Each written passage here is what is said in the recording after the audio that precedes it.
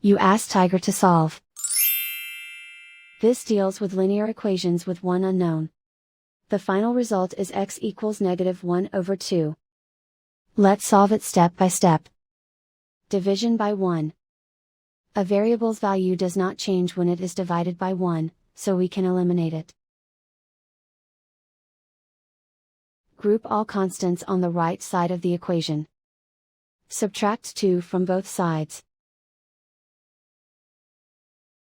Simplify the arithmetic.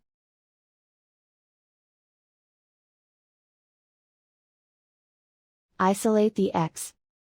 Divide both sides by 4. Simplify the fraction.